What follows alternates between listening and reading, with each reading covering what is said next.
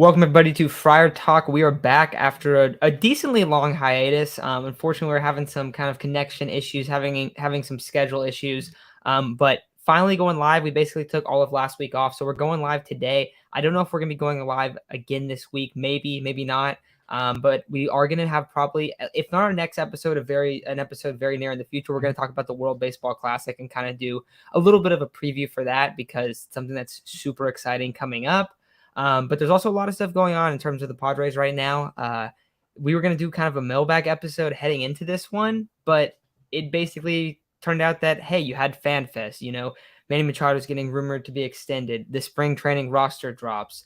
And all of a sudden it's like, okay, wait, maybe we got some other stuff to do too. So we are going to go over a couple things that people asked about, like NL West predictions, asking about the pitching depth, asking about, are the Padres actually going to rock with Luis Campusano as their backup catcher? Because it doesn't feel like they're that confident in him. And then we'll get into any other questions that pop up in the chat as well. But Isaac, you went to Fan Fest, man. How was it? It was super fun. First things first. So, Matt brought up the connection issues. What was I gonna say, dude? There's been like a network outage recently in my area, so we weren't able to, or I wasn't specifically able to record because I kept lagging. So it's still happening. So if at any point I start lagging a lot, Matt will let me know. I'll just hop out. But FanFest was super fun, man. I mean, the experience was a lot different this time around than 2019 and 2020. I went both of those years. Obviously, a very different time. We didn't have Juan Soto. We didn't have Juan Soto. We didn't have Xander Bogaerts. We didn't have Yu Darvish, Blake Snell, Joe Musgrove. We didn't have any of these guys yet, and basically all of them were there except for Blake Snell. I personally didn't get any autographs. The coolest things we saw was so for anyone who was there, you probably know about that, like that tunnel, or the little visitors clubhouse tour where you got to go, in the clubhouse, stuff like that. The coolest thing that happened for us, and my little brother was psyched, dude. He was amped. They were rolling in Fernando on a cart, and he was going all past us, and everybody was giving him high fives and everything. And my little brother was pumped because he was like, "Oh my god, I just got a high five from Fernando Tatis Jr." In that same trip, we saw Robert Suarez, Nick Martinez, Josh Hader. Went back down there again, saw Bomel, Eric Grupner, AJ Preller, Peter Seidler.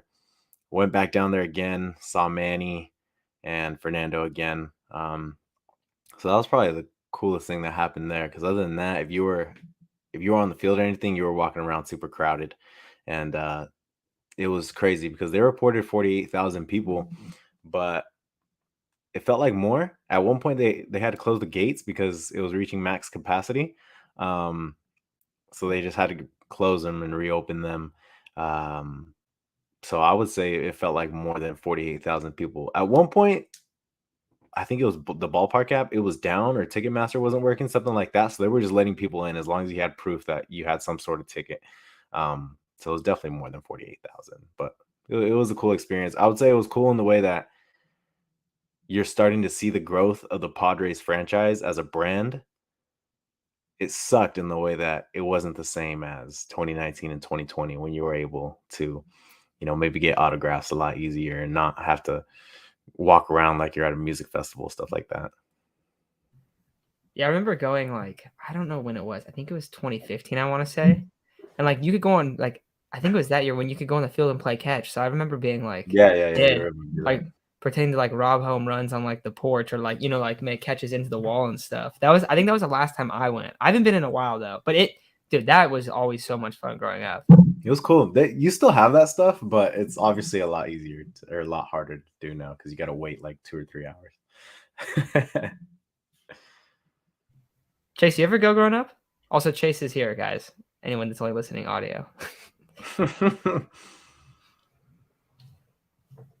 maybe Chase is here. All right, I don't know if Chase is here. Apparently, I don't know. I'm telling you guys, connection issues have been a thing lately. Yeah, that's why. I don't know. All of a sudden, randomly too. Yeah, and everything would have been fine for a while for us. So I don't really know. But yeah, so I don't know if Chase is gonna here. We'll remove Chase. We'll bring him back in and see what happens. But yeah, we'll let him do his thing.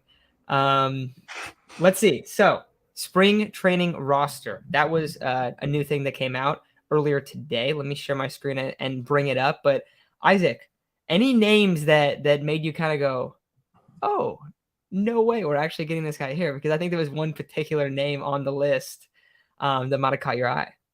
Obviously, you brought up Daniel Camarena before we started, but dude, I swear, bro, has Craig Stammen not had enough chances? It's done. It's over. It's his time. It's time to go. Type thing. I don't know, man. Craig Stammen, just give him a spot in the front office. Let it be. Like, it's his time's up.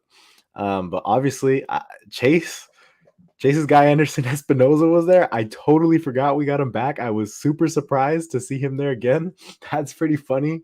It's pretty cool at the same time. Hopefully, we're able to see him get some innings.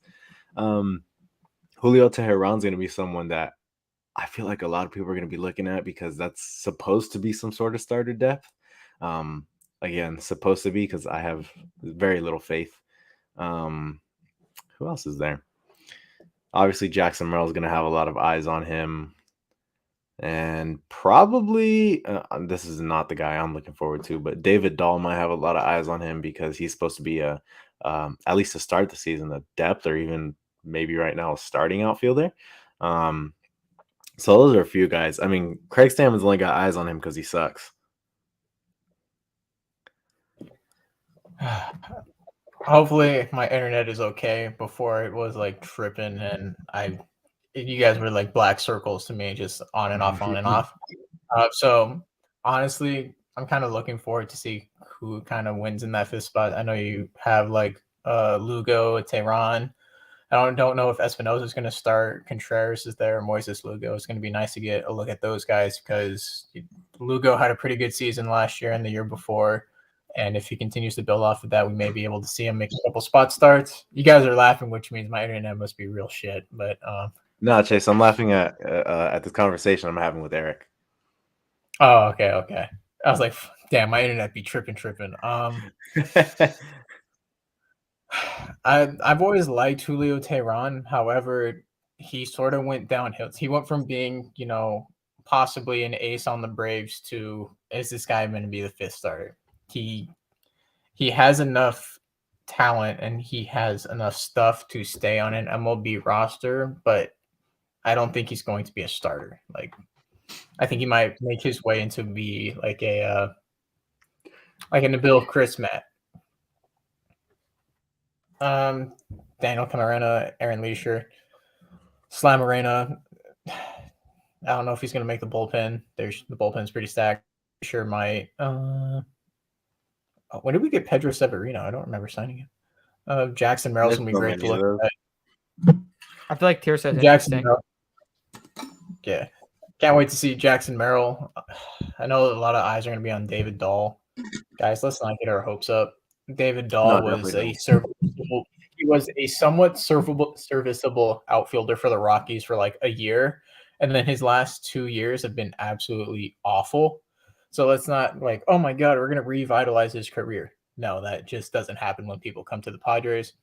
I guess we'll see what Tirso Ornelas has. But other than that, I mean, not getting my hopes up about any of these guys. We may see like a couple of the pitchers make either like a couple spot starts, or if someone goes down, they might come in as a reliever and maybe pitch 1 or 2 games, and that's it. Just kind of how it always been. Yeah, I mean, I feel like there's just a lot of guys that are battling to like maybe get a final spot on the roster. And then there's a couple of people just like, okay, let's get some eyes on him in terms of Jackson Merrill, in terms of Tatis. That's someone, obviously not a non-roster invite, of course, but he's a guy that it's like, okay, we haven't seen him in a while. Like, let's get excited about that. But like most of spring training for the Padres, and honestly, the whole MLB this year is not going to mean a whole lot because the World Baseball Classic's going on. So that's also a factor in a lot of this. But, that means that Jackson Merrill might get a lot more opportunities than he typically would in spring, which is cool. And maybe Tirso Ornelas will as well. Maybe, I don't know, Anderson, Espinoza, Moises Lugo, guys like that are younger are going to get a little bit more. Efren Contreras. I thought we got rid of Efrain Contreras, didn't we not? Dude, In the middle of last season? there's so many things I don't know about right now. I'm thinking like, I'm like, dude, like, I swear there was something like that. But I don't know. I guess he's back on the team. A lot of these guys kind of on and off the roster. He had Tommy John either last year or the year before that, so he was like recovering. And if not, he pitched very limited innings. Yeah. But yeah, outside of that, like outside of them, like I don't really think it's that crazy. But it is exciting to get a full roster for spring though. I think that's kind of the exciting aspect of that. Honestly, I don't know. Do you guys have anything else? I don't really have anything else regarding that stuff. But nah. No, okay. So we want to talk about Manny Machado. Yeah. The rumors coming in. Mm-hmm. Oh, Manny Machado, like we said, is not going to be leaving the Padres. He's going to get a contract extension done. What comes out today? Oh, Manny Machado might get a contract extension before this season starts. So I don't know. I feel like we kind of talked about this a lot, but I'm fully expecting Manny to be back. I didn't even think that this season was going to be that likely for an extension, but all of a sudden it looks like that's a possibility. So pumped about that. Isaac, we were talking about it a little bit before we got on. You said that you think this should be the Padres' number one priority, correct? Of course. I mean, I feel like that is your captain. You kind of need him. He's kind of been a mentor towards all the other players on the roster. Granted, you bring him back, it might be, depending on how much of a raise Manny gets, maybe it's a little harder to bring back Juan Soto. I'm not entirely sure. I think Juan Soto is going to test the market anyway, but the whole priority here has to be Manny Machado. The consistency, the amount of games he plays per year, everything about Manny Machado says don't let him hit the open market. If you let him hit the open market, he's probably going to be a Met. Just because I do feel like the Mets will overpay, and they just got embarrassed in terms of this Carlos Correa thing. So I really feel like they'll be all in on Manny Machado. I don't really think the Mets are a team that you want to be in competition with for free agents. So I think even before letting him go to free or letting him get to the end of the year, you don't let him get to the end of the year without a contract extension. Going based off his comments at Fan Fest, he is open to discussing a contract during the season, I believe, and spring training, whatever it is. I do think he wants to be a Padre. He's made it known he wants to be a Padre. He has a house in Coronado, something like that, that I'm pretty sure is being built right now, if not barely done. So his intentions, his actions have spoke a lot louder than his words, whatever even his words say he wants to stay here. So the intent is there, but hopefully that's able to get done before spring training.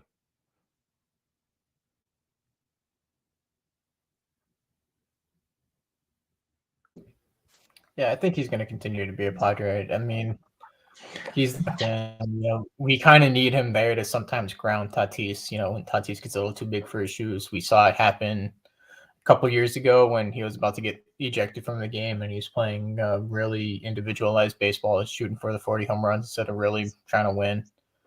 And Machado somewhat helped ground him, like, hey, this game is not about you, it's about us. Like, we need to get here, we need to get to the playoffs. And that's sort of what we need. I mean, we need one of those guys. He's rally around him. He rallies around certain guys and gets them going. He's a good clubhouse presence to have. I know a lot of people that aren't Padres fans will probably disagree with that statement, but we've seen it personally, and we know what he does to the clubhouse and what the clubhouse means to him and what he means to the clubhouse. And just, you kind of need him there. And I don't really care if he signs either now or after the season. I mean, it looks like he's going to be a Padre anyway. Either get it done soon or wait until after the season's done to start negotiating. I wouldn't negotiate during the season. Try to focus on baseball then. Don't worry about your contract really. If you have a better season than you did last year, be like, hey, you know what? This is why you guys need me. Throw a little bit more money on me. I'm fine with that too. Just try not to negotiate it during the season and take away from the team and baseball itself. Yeah, and I think it's a really good thing that we see that this is at least being discussed, just because, when we're talking about Manny Machado, it would be a massive, massive loss if the Padres ended up losing him in free agency. And so I don't know. I feel like when we're talking about Manny, like, I think sooner is better than later, of course. But but I also don't expect him to leave at all. So I kind of get what Chase is saying, where it's like it could be either way. But yeah, I don't know. That's kind of where I'm at with it all. I don't really have anything else in terms of that. I did want to talk to you guys about the NL, just because there was a couple things that went on with the NL West. Also, I don't know if maybe we'll have to get to this later, but there was that like reshuffling of the divisions if 2 expansion teams were added. We might have to pull it up and talk about that because dude, people hated it. I don't know if you saw that. People absolutely hated that. So we might have to pull that up later. But wanted to talk about the NL West. One, the Rockies owner came out and basically kind of like was like basically being like, oh yeah, I mean, this is what happens when you're in a spot where 2 teams are buying their way of winning in terms of the Padres and the Dodgers. And honestly, you could, I think, throw the Giants in there a lot of times. But that's just like, I don't really think it's like that awful of a statement, but it's also just like, that's how baseball is. Like, that's always how it's been because there's not really a salary cap and some teams pay way more than other teams. And guess what? The teams that pay way more, they typically win. So what is it going to come down to? Is your owner going to be willing to spend? And like, we've seen that. And there are like the Rays and, the Athletics for not right now, but for the past 20 years that have been, I guess, consistent, but no one goes to their games and they churn out their roster every year and it's kind of lame. Like, they're not very exciting. So I don't know. I just felt like it was kind of like one of those comments, but what did you guys think about that? As Woods from Ben and Woods says, Dick man fart with those comments. I mean, we all know that the Padres model right now, the way that we're operating, we know it's hated around baseball. We know that Steve Cohen is hated. We know that Peter Seidler is hated. All these owners that are spending a lot of money right now aren't going to be very well perceived in the baseball world because they're embarrassing the smaller markets like the Pirates, like the Rays, like the Athletics, maybe even the Indians. It's embarrassing to them because now their fans are expecting them to spend that much money as well. In reality, yeah, I forgot who brought it up first between all of them. I'm pretty sure it was Chase, but a salary floor is a great idea because there's baseball fans that have to suffer from seeing their team put up maybe 70 million on a roster, maybe, which is that's horrific. That's horrifying. That's no way to grow your game. That's no way to grow your franchise.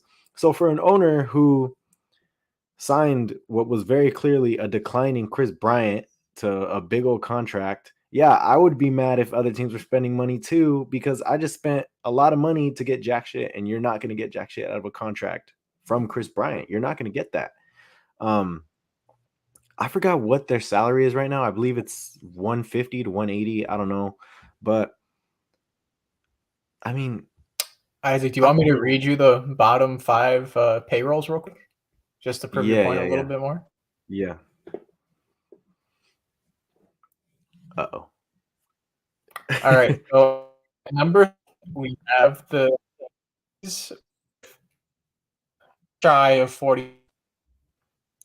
29, the Orioles at 45, the Pirates at 28 with 54, the Rays 20 with 58, 6 Reds at 48. Actually, wait, no. So they are at 70. My bad. Royals at 74, Guardians at 75, Nationals at 77, Marlins at 1, Brewers at 92, and Diamondbacks at 93. Bro, that's so many under 100. That is so many under 100. That is so many under 100. And there's good players on those teams. You got Adley Rutschman on the Orioles. I don't know who the hell the Rockies have. They're kind of hopeless. There's good players on those teams where, like, realistically, you can start buying. You can start buying on some players in order to expand your roster, make it better. But it's just, I don't feel like an owner like the Rockies owner has a place to talk on a team that's trying to compete. And I think the whole business model, or the whole MLB kind of thinks right now, well, they're not going to be able to keep it up. Their business model is not going to be sustained. Bro, if only you saw the amount of people at Fan Fest. It was stupid.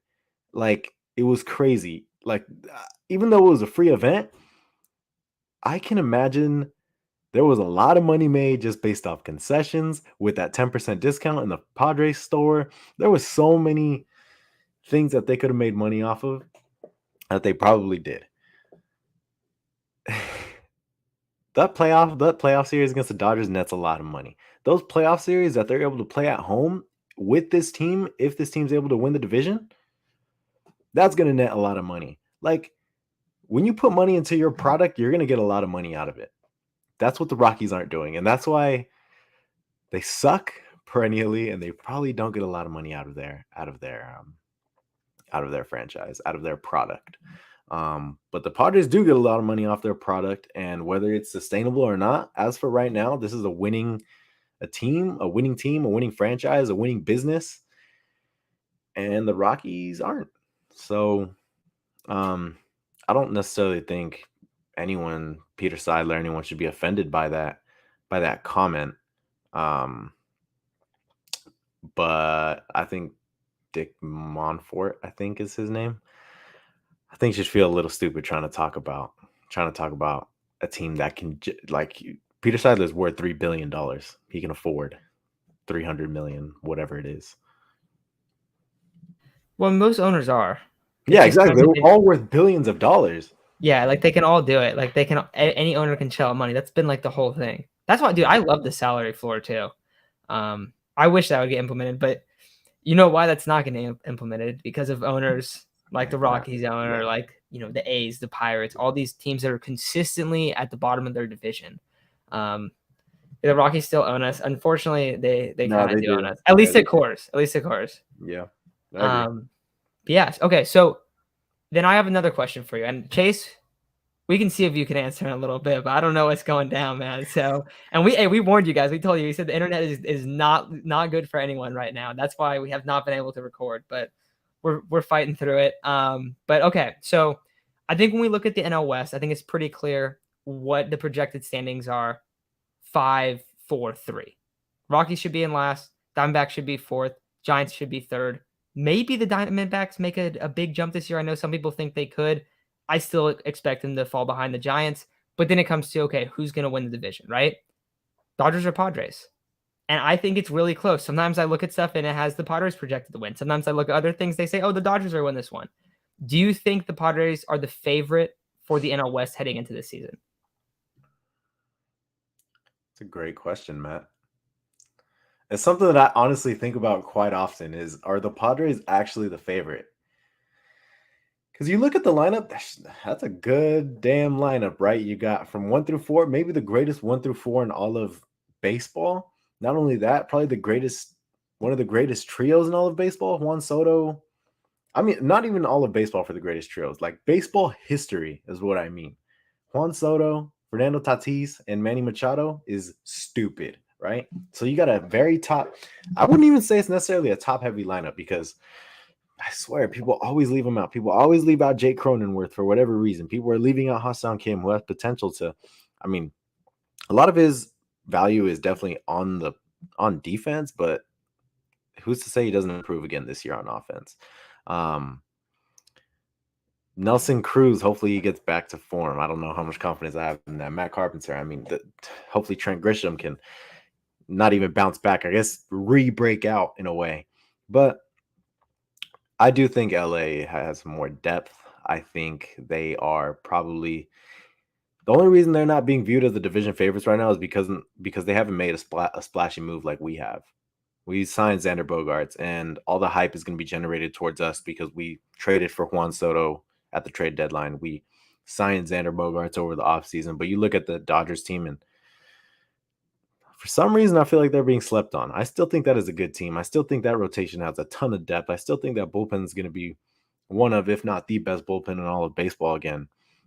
Do I think we're going to get blown out of the water in terms of, what was it, like a 20-something, 30-something game gap between us and the Dodgers last year? No, I think it's going to be a lot closer. I think it's going to be like 4, 5 maximum, something like that. But I do definitely think the Dodgers are a little more built than we are in terms of being able to have sustained success over an 162 game season, and that is only because of our back end rotation.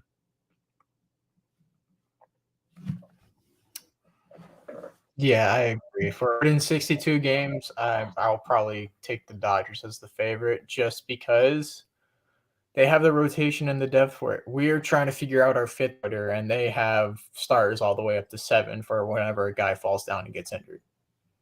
Like, realistically, we have 3 solid starters. Martinez, you can debate whether or not he's going to last the whole season. Then you have Seth Lugo, who is in the same boat as Nick Martinez, and then you have a bunch of AAA guys. Realistically, we're going to look really great through 81. I think it's going to be like we might lead. And then towards the latter half of the season is where it's going to get really close. Like Isaac said, I say probably between like 5 to 7 games is going to be the difference. It could be closer, but it could be a little bit larger depending on how rotation is. Because realistically, we went into 2021 thinking we got a great 1 through 3, and then everybody got hurt. And you could see that happen again this year. I mean, some of our guys are just not built for 162 games in our rotation. We're going to have to see a lot of spot starts or a lot of bullpen games potentially. Hopefully, they do piggybacks. But that's my one main concern is we just don't have the pitching depth the Dodgers do. And they still have a pretty damn lineup too. We may be able to edge them out offensively, but not having enough pitchers or not having enough experienced pitchers might hurt us in the end. Agreed. No, I think that's fair. I will say this though. I do believe that when the season starts, like opening day or right before opening day or whatever, I think the Padres will be the team that's projected to win the division. Like I think they will actually be the favorite. They will be the favorite if you were trying to bet on them.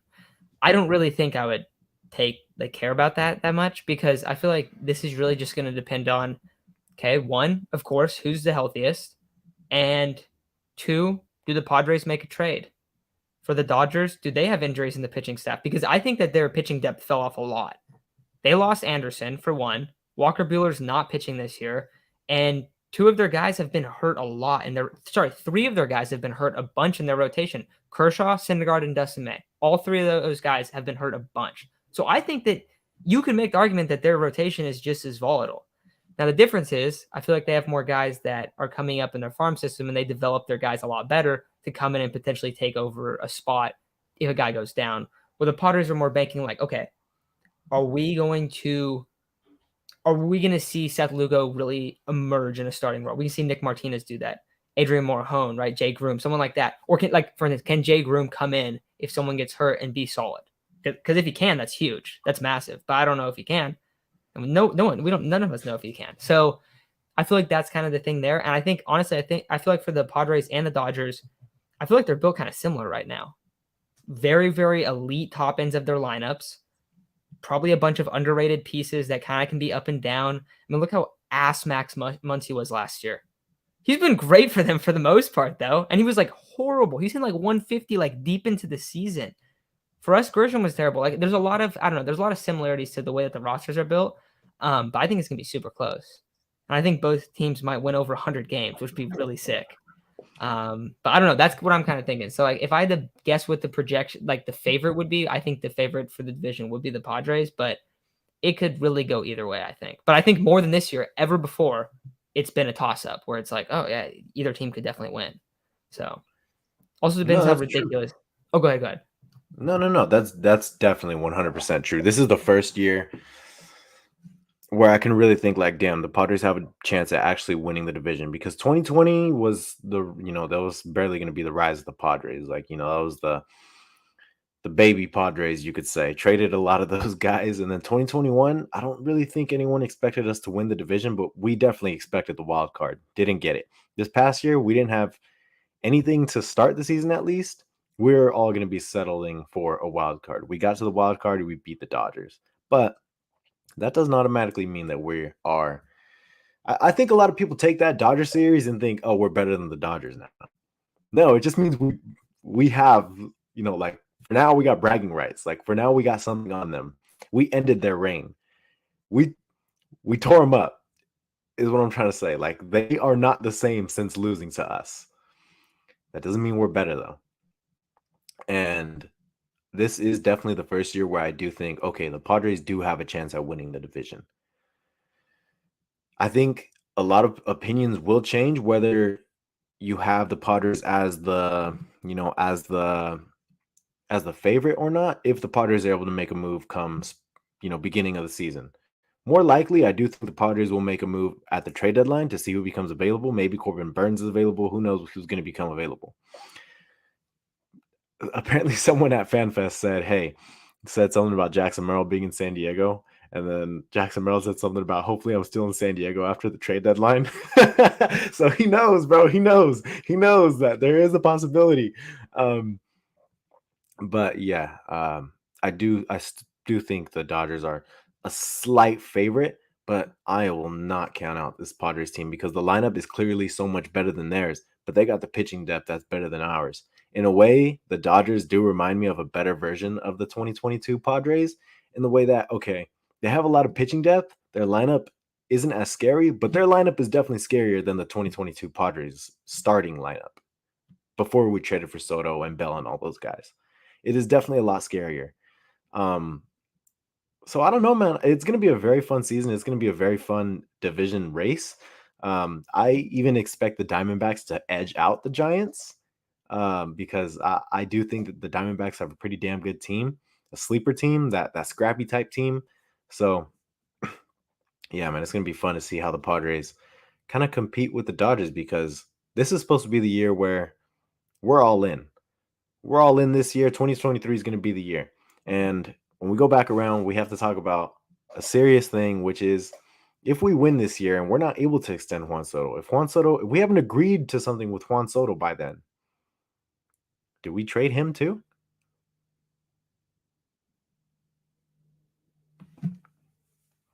Right? Personally, if he denies an extension and it's a decent, it comes out and it's like a really good deal for him, and it would be putting the Padres in a little bit of a financial situation, and he declines it, absolutely, you trade him. You trade him for what you get, and then you see if he changes his mind come free agency. If he's not going to extend, you might as well get some type of return for him instead of just letting him walk. And then you try your best to get him in free agency. At least that way, you get a couple top prospects in return. Maybe those guys can help replace him. Maybe get a couple pitching prospects, something. And then you shoot for him in free agency. It might suck because you have a little bit of a hole in your lineup, but you also have a really solid lineup with Manny Machado, Cronenworth, Kim, Tatis, where, yeah, Soto's going to suck, but he's not going to create an instant hole in your lineup. That's a hard pass for me, Chase. No, don't do that. I'll go next. Go for it, Matt. Okay, so I was gonna say, here's the problem, bro. If you trade him, he's not coming back. All the rumors about the Nationals potentially being in, or whether I don't know if there are rumors, but yeah, he still likes it there or whatever, and they're maybe it was their fans saying that, but that's not happening. And if you traded him, he's not coming back. But if you are trading him and he's testing for agency and he was just there and you had a chance to win a World Series with him, lot better chance he's coming back if he, for the next couple of years, they make deep playoff runs, even if they don't win. That's still going to be a deciding factor because you're going to offer him the most money. You're still going to offer him the most money. So I don't know. I don't think so. Huh? Just look at how the Mets have been spending money. They're not going to. They're not going to be able to. The Mets will get Soto. I firmly believe the Mets will get Soto. However, this might surprise you guys because I'm definitely not the type of person that. No, trading Soto is never on anyone's mind. It's not on anyone's mind right now. We have another full year with Juan Soto. If you win a World Series this year, or maybe even if you don't, but if you get to next year's trade deadline and you don't have him extended by then, trade him. I firmly believe that because realistically, realistically, I thought he's probably gonna test the open market. He's a Scott Boras client. He knows he's probably if he balls out the way he normally does, he's gonna hit the open market trying to make $500 million. We're gonna get into those. You do? You offer him $500 million, and you hope, bro. You don't trade him. I don't know, man. And oh my god, I love Juan Soto, man. He's amazing ball player, amazing personality, such a fun personality to have on your team. But the point is, if we get what we wanted out of Juan Soto, the whole point of trading for Juan Soto was let's go get a World Series, if not this year, next year. And you get that World Series. And, you're thinking, okay, our farm is super depleted. We might not have enough money on the books from Juan Soto. And this is the most important thing. And he already declined an extension, or he's shown a willingness to test the open market. He did say 2 years is a long time. That's for sure. He did. Both. I've told you guys, I think they're gonna do it. I think they're gonna go after both. I think they're gonna do everything they can. They are. I really do think they are. Trust me. I think they're gonna try and get. I think maybe they know they probably can't have both, but they're gonna try going after both, right? So, but if you get what you wanted out of Juan Soto, which is a World Series, everything's been fulfilled. Those prospects you traded, it's all worth it. Wait. Let me ask you this. Say you win the World Series this year, right? Hypothetical. Oh, yeah. And then next offseason, he's not going to extend until the end of the season. He says, I'm going to test open market. Don't you say, all right, fuck it. We're running it back. And then we're going back to back. What are you going to do then? You're not going to say no. You're going to say, yes, I'm coming back for another one. Here's the thing, right? A chance for a three-peat? Yeah, but if he has 500 mil, they're going to give it to him. Here's the problem, Matt. If he has let's say back-to-back MVP type years, and he goes deep into the playoffs, wins 2 World Series, what team isn't going to throw 500 mil at him? Yeah, I mean that's true. So here's my thing, right? Okay, look, the reason I say that if you get the World Series this year, I'm okay, is because after this year you lose Darvish, you lose Blake Snell, who knows what's going to happen with Manny Machado? There are so many things that could add up that might become a problem trying to extend Juan Soto. I don't know. Thank you, Gil. Yeah, that is the thing. If you win the ring, that is my thing. You have to win the World Series in order for me to say, okay, I am okay with trading Juan Soto to get prospects. I could see this. I could see if you got the ring and then you got Ohtani. I could see that because then you're like, okay, then we can't afford him. I can see that. But if you don't have Ohtani, you're just hoping that you get him. And you know what you do? This is what I think. And if you don't get him, then you go for someone else. Like that's what they're gonna do. Like you just have to pivot. But you're gonna like you guys said, you guys answered your own question. Who wouldn't give him 500 mil? Obviously, we already talked about earlier the shitty market teams, Pirates, all those crappy teams that won't pay anyone. Yes, but any of the teams that are actually playing to win the game, those teams, all of them are going to offer him 500 mil. So you might as well offer him 500 mil and take the swing and say, we got these years under our belt. Let's see if he rocks with us. Because, okay, the only reason why I really think that they would match every other deal is because this offseason, they were the top spender on all of the free agents that they were rumored to be after. And it's not like they got any of them. Yeah, but they weren't 500 mil. Huh? They weren't 500 mil. But they were still 160 mil off. Not for Judge. 200. They did offer Judge. They also offered Judge 400 mil. However, for Judge, still ain't 500. 10 years younger. That is still 100 million. I see what you're saying, man. However, I do think that. Oh man, this is gonna be tough to say, bro. I'm gonna get fucking ripped. I do think whatever you say, you're probably gonna say what I'm gonna say, so I'll stand by you. I do think this Xander Bogaerts deal is gonna end up being. I think it's gonna be a good deal. When you look at the player production, in terms of player production, I think it's gonna be a good deal. But I do think it's gonna affect the Padres financially to where it might handicap them from getting or extending Juan Soto, from getting that pitcher to help out. Your number 1 next year is going to be Joe Musgrove. Your number 2 is I don't know. Your number 3 is I don't know. Your number 4 is I don't know. Martinez, and then your number 3 is Lugo, and your number 4 is literally I don't know. So that's what I'm thinking. Okay, The Xander Bogaerts deal, it's clearly an all-in move on the next year or two, but you kind of needed to give him that contract in order to secure him. But I do think that it might affect us. Maybe not even in the long run. If you consider 3 years the long run, sure, the long run. I don't consider 3 years the long run, so I'm gonna say short run. Here's my other dilemma. I know we have like 6 years until this happens because he won't hit the market until then. But if we give Soto 50 or 500 million, we are going to be in no position to sign Roki Sasaki in 6 years. Which realistically, everybody's going to throw a bag on that man. And I want to see him in a fucking Padres uniform so bad. That man threw 17 perfect innings at 19 years old. Could you imagine how good he would be in the MLB? I will not hear anybody argue with the wall. But we need to set ourselves up for the future is my basic point here. Like throwing a bag on Soto and be like, wow, we have no pitching, but we have Juan Soto isn't the greatest idea.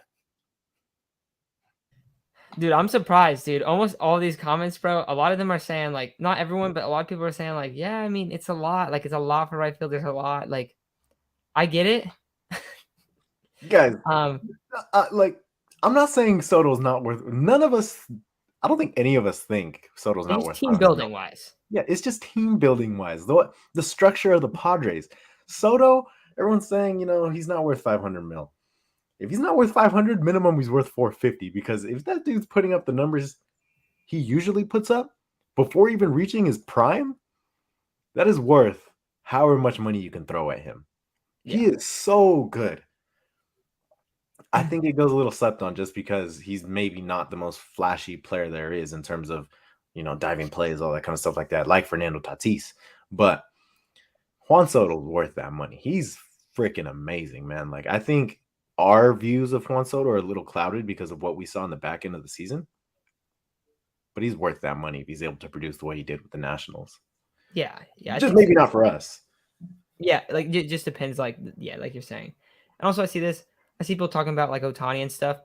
I mean, there's also just the chance of the Padres traded for Juan Soto going, look, we're going to trade for Soto. This is going to make us way more likely to win the World Series over the next 3 years when they got him, right? We're going to go after Ohtani. If we do get Ohtani, then maybe we won't be able to do that. Maybe we won't be able to keep Soto. But maybe they bought him with the idea of, hey, we still think this is worth it for 2.5 years, which I think is fair. I mean, if you win a World Series and if you get Ohtani and you have Soto on the team and you have an overlap of what that team would look like, oh my God, that would be ridiculous. Like just for 1 year. If you're going to go all in when you're only all in is you lose one of like 4 top 10, like arguably top 10 players in the game, you're going to lose one of them. That's a pretty good way to go all in for a season. So like, I don't even think it's that bad. Like even they might like be going in with that idea. I don't think so though. I really think that they're going to try to extend him. Like, I think they're going to throw 500 mil at him. Oh shit. Can you imagine? Oh, no. I think they're going to. We need pitching. Soto doesn't go on the mound. So we'll put Cronenworth on the mound. Look, I recently saw a poll that said, which two would you rather have? Machado and Soto, Machado and Ohtani, or Soto and Ohtani? I picked Machado and Ohtani. Yeah, probably Machado and Ohtani. And you're counting like money into this? Yeah. Machado and Ohtani. Ohtani and Soto would be the 2 most expensive contracts in the league. Easily. Yeah. And you're like, yeah, we just have Fernando making like 36. Don't worry about it. Yeah, we're honestly also forgetting Tatis's contract's about to go up like crazy too. Yeah. But also 36 mil by the time Fernando's contract gets to 36 might be the new 25. If you really think about it. Maybe. Yeah. Maybe. But we're not there yet. Yeah, we're not there yet. You got to send them I don't know. All right. Let's see. Okay. I had a couple of things that people wanted us to talk about. This was about, I don't know, like a week and a half ago when I was like, hey guys, we're going to record in a couple of days. What do you want us to talk about? Because there's nothing going on. And everyone's like pitching depth. And then there was a couple questions like, hey, is Luis Campusano actually going to be our catcher, or are we going to trade for, I think it was the Reds catcher, Tyler Stevenson, I want to say, got rumored to the Padres. And just like the idea of like, are we going to add another catcher or are we going to rock with Campy? They actually maybe rock with Campy. You guys think they're going to do it, or you think they're going to last minute go, never mind. Sorry. You have to rock with him, man. You can't keep letting your top catching prospects go because you're not giving them opportunities. I know Mejia has turned out to be like an average catcher and he was a top prospect, but seriously, if you're not going to give your top prospects, your cream of the crop prospects that are supposed to be a premium at what they do, and you're not going to give them a chance, then you're failing as an organization. Honestly, if you are not going to give your top of the line guys that you are standing by any chances, then you're failing as an organization. Yeah, I agree. I definitely agree. I mean, at this point, you have to give him a chance. If he's like, after Austin Nola, if he's your only option, then you have no reason to not give him a chance. I thought he made significant improvements in terms of his behind the plate work, in terms of framing and everything like that. I thought he made improvements in that aspect. And honestly, I like his at-bats, man. I can't be the only one that likes his at-bats. I think he hits missiles. I think he hits the crap out of the ball when he is able to make contact. I think that with more opportunities, you will see him grow. The problem with the Padres lately, and this is kind of acknowledged, is that they do not give their prospects much time. And I mean, whether that comes back to bite them or not, who knows? But a few times, a couple times it's come back to bite them. But Luis Campusano, you kept him, you have him on the roster. It's going to be hard to trade him unless he gets his value up, which the only way you can get your value up is if you play. You have no choice but to play him. I think the main priority is going to be whenever the starters are out there during spring training, get Campusano some innings, because at one point it didn't seem like Blake Snell liked throwing to him. Only way you're going to get them to like throwing to him is by giving him those major league innings or spring training innings. So yeah, innings man. Are innings. Innings are innings, exactly. Yeah, exactly. You don't need to give anything up for Campy. Austin Nola is not that good of a hitter, nor is he going to throw anyone out, especially with his throw out rate, whatever you want to call it, whatever it's called in the stat book, it's going to be so low because of the distances being shortened between the bases. Bro, it could be like 20%. It could be like horrible. Not 20, but you guys know what I mean. It could be really bad. Not even just that. Look at who's throwing to him. Look how long of a leg kick they have. They take forever. No, even Musgrove doesn't do like the little slide step or like a shortened leg kick. He still has a decent one. And that all affects catchers.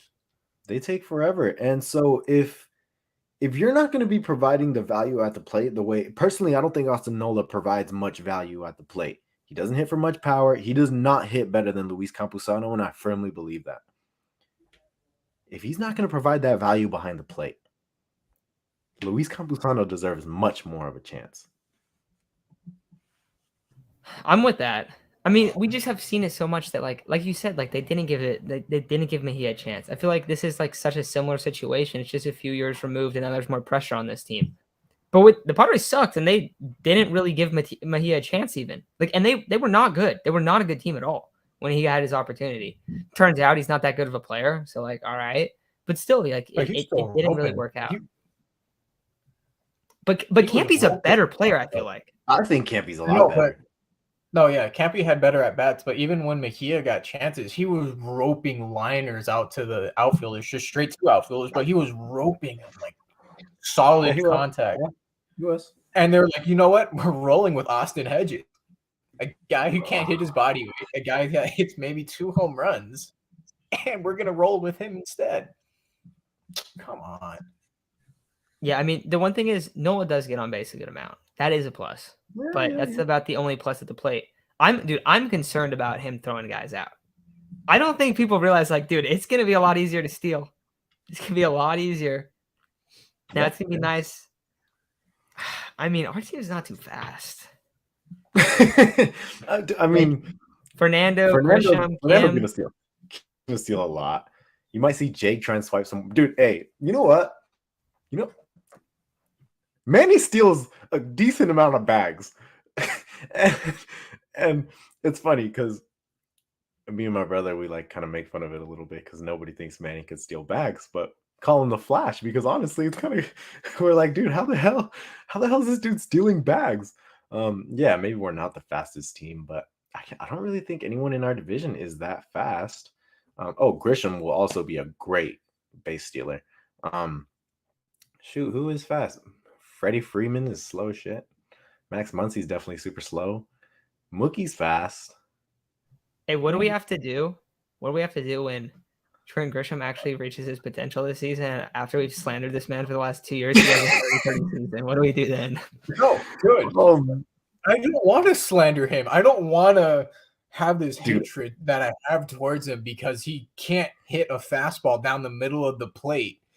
You shouldn't have that much of a whiff percentage and that high of a K rate. It doesn't make sense. That just means you're swinging and missing the ball at such a high clip that it's not known in the league.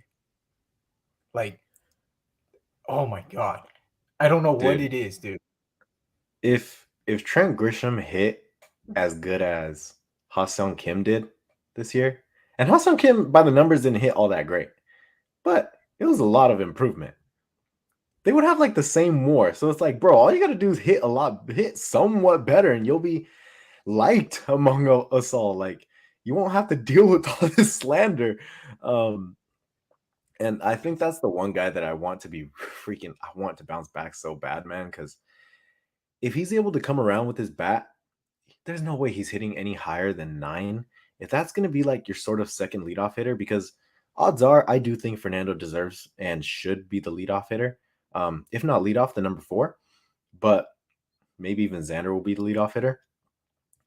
But the whole problem throughout the years has been getting guys on with your best hitters coming up, whether that be Fernando, Manny, whoever it was. That was a problem for a while.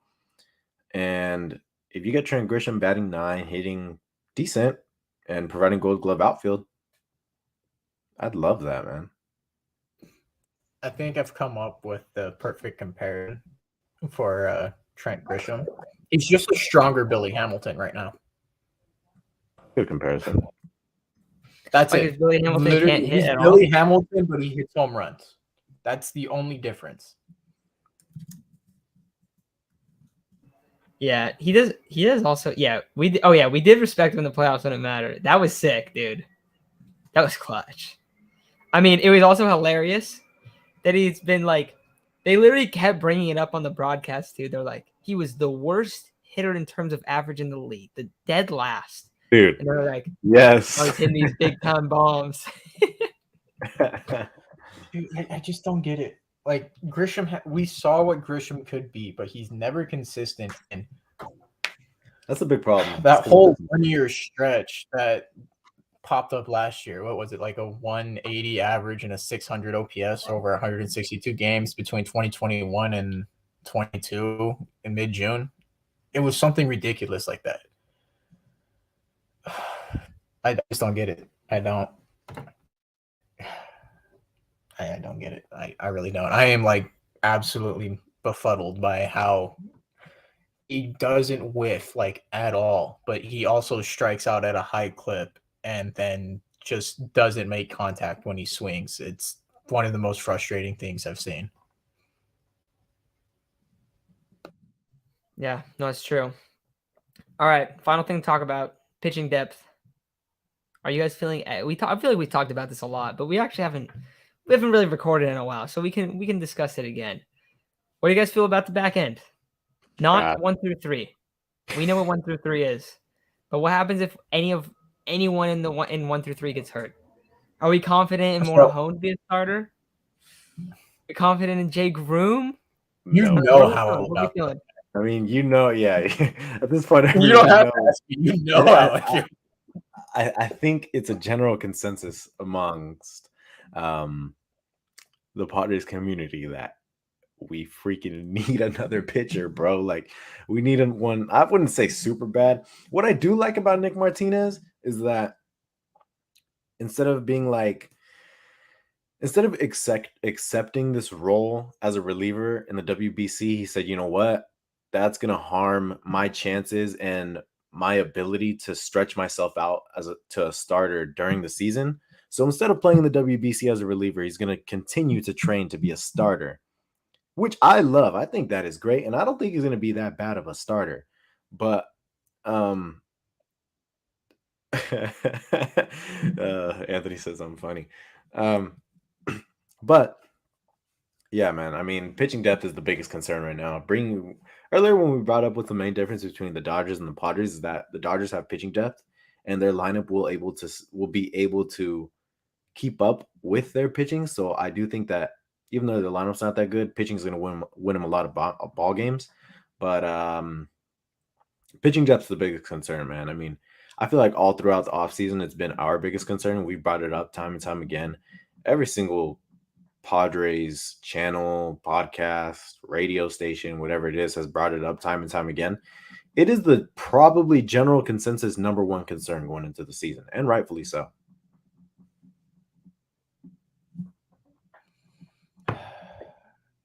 Morejon can't start. Like, let's be real. He may be able to make 1 or 2 spot starts, but you do not want him starting for an entire year. I know I mentioned it on a previous live stream. It may have been the last one that I was on. But do what the Dodgers did with Julio Urias. He came out of the bullpen his first few years in the league. He got adjusted to the league and slowly stretched out until his arm could handle it so he didn't get injured. I know we don't want to wait 3 years for Morejon to be a starter, but realistically, we at least have to wait 2 because we don't want him to have Tommy John again. I don't think Anderson Espinosa is really going to be that much of a starter. If he gets stretched out enough, he may be able to make a couple spots, but I think he's still like a middle reliever at most. You have Jay Groom, which you really don't know what you're going to get out of him, but hey, it's another lefty. That's important. Definitely going to finish the whole season as a starter.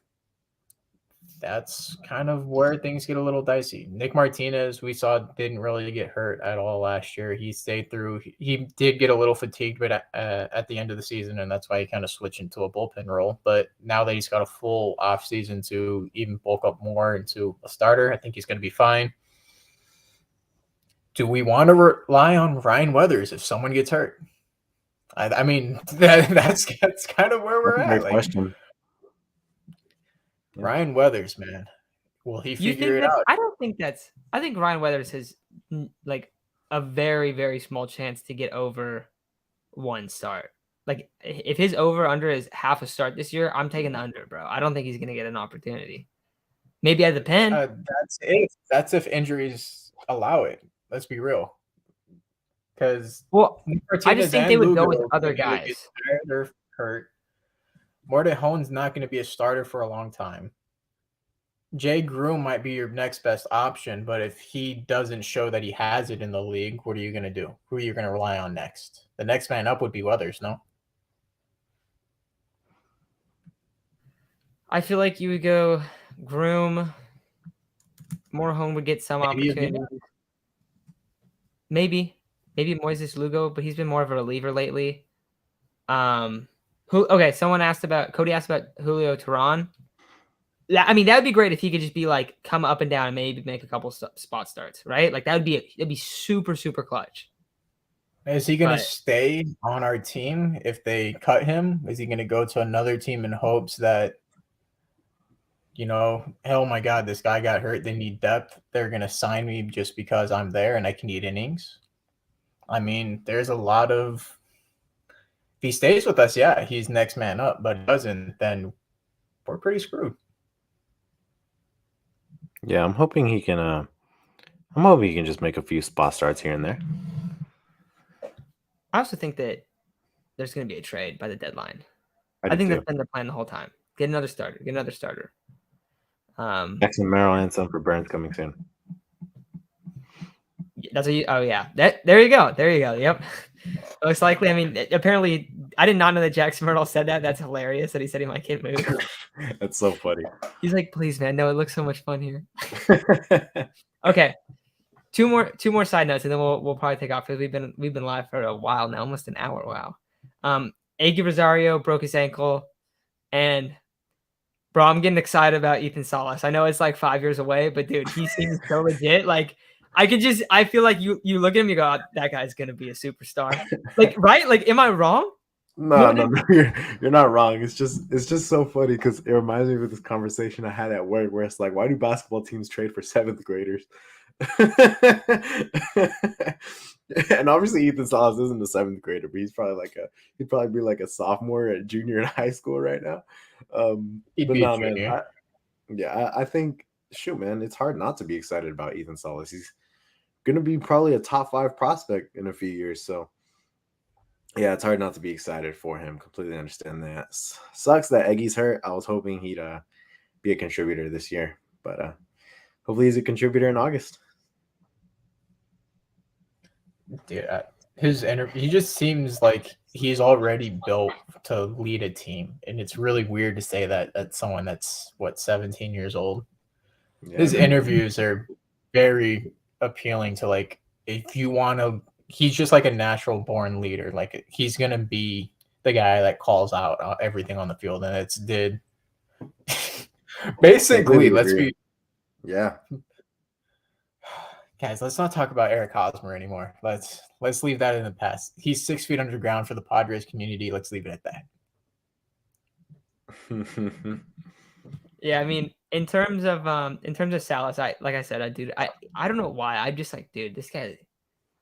Sometimes you get that feel of like, oh, this guy seems like a star. Like, and they're marketing him as like, yeah, he's gonna be our next star. They haven't done that with Merrill. The only other guy they did that with was Tatis. Like, actually. So, well, it was funny because when we drafted Merrill, everyone was like, we took this guy in the first round, and then James Wood was the second pick, and we're like, James Wood should have been the first round pick, and now, Merrill is the freaking stud. So it's just how the dice rolls, I guess. Yeah. Yeah. And then for Eguy, that sucks because he was probably going to be the last guy on the roster, probably going to come in, pinch hit. Before Fernando was there, that was probably the best opportunity he had, get a few games in, be a backup. I feel bad, dude. I feel really bad because I feel like this is like a huge year. And if you would have had that injury any other year, it probably wouldn't have really mattered all that much. And this is like the first year where it's like, damn, that really sucks. But hopefully we see him. Hopefully he's good enough when he comes back. And maybe, I mean, I wouldn't call it like a rehab, but, he goes and plays in AAA. And then they, like you were saying, Isaac, he comes up in August and he looks really good. That'd be awesome. That'd be huge. So hope that's what's going on with him. But I see people talking about Niners. I don't want to talk about the Niners. That game was complete bullshit. All right, I don't want to talk about it. 2025 or 2035, buddy? No, 2035. I'm trying to trade for a 3rd grader.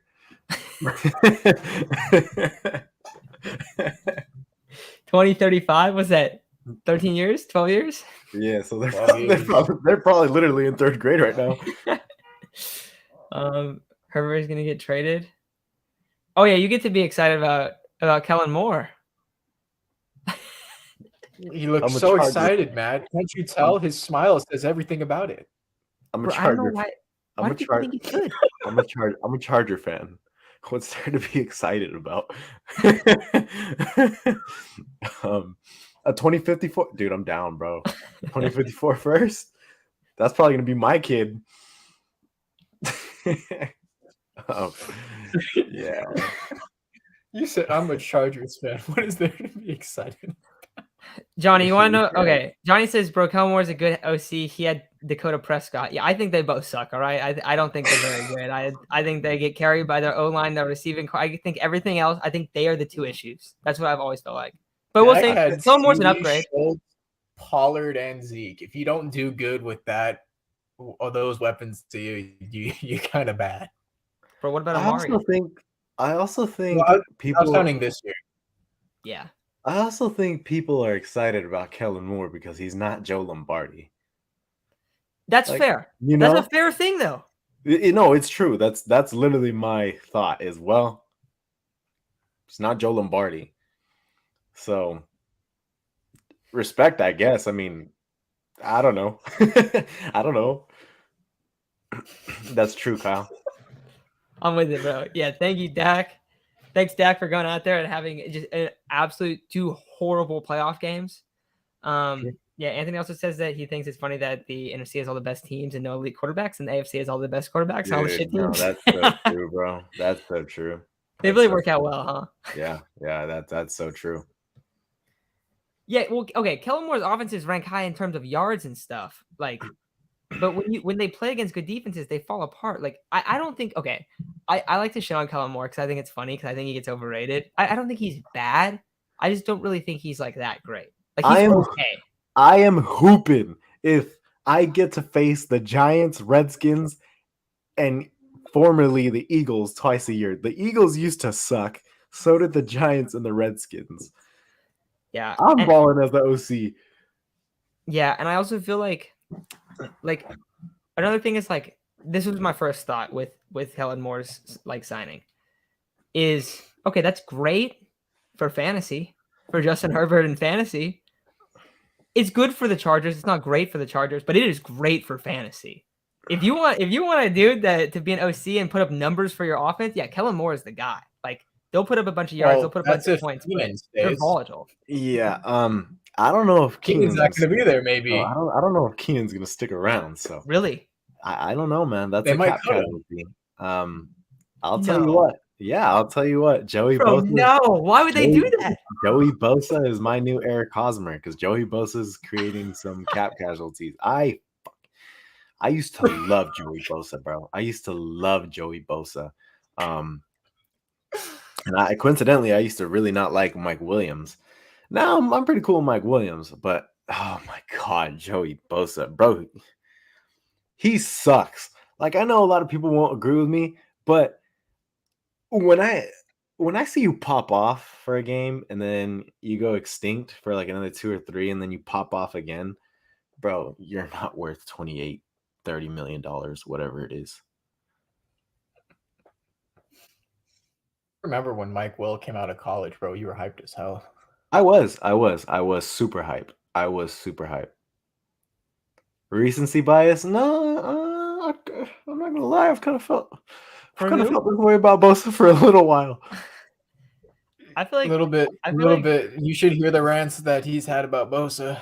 Yeah, I feel like Nick Bosa is a lot different. Nick Bosa's like, oh yeah, he's gonna go out there. He's just good. I think he's a lot better. He is. He's so much better. And Wait, maybe that. Aren't they gonna also cut Khalil Mack? They might. Dude, I'm telling you, they might have to. Yeah. It's not looking good, bro. I looked at Keenan Allen's contract. I get why they would do it. I mean, he's going to be a $21 million cap at this year and 25 next year. But they could keep him this year and then cut him next year and have like almost no dead cap. So it might be one more year. Yeah. Or they restructure. I don't know. It's a lot to figure out. I don't know if Kellen Moore exactly. I mean, Justin Herbert's an amazing situation in itself, but I don't know what else. Yeah, that's rough. All right, guys. And then we're going to call it. Yeah. I don't know when we're gonna be going live next, but we do want to talk about World Baseball Classic, so we'll get into that probably next episode. Unless there's some other stuff that comes out, we're like, oh, we got to do this kind of conversation or like a prediction thing or something like that. But I'm not sure when we're gonna be going live next. If not later this week, then hopefully we'll get another. We'll go back to 2 lives a week next week. But I'm happy to get back on. It had been a while, and as you guys saw early on in the stream, internet was not working with us. But hey, like 15, 20 minutes in, it was fine. It wasn't tripping out at all. So that was nice. It ended up working out pretty good. I'm honestly surprised. It started out and I was like, oh man, this is gonna be rough. Yeah. It's gonna be real rough. But yeah. All right, guys. We'll see y'all soon. Have a great night. Go Padres.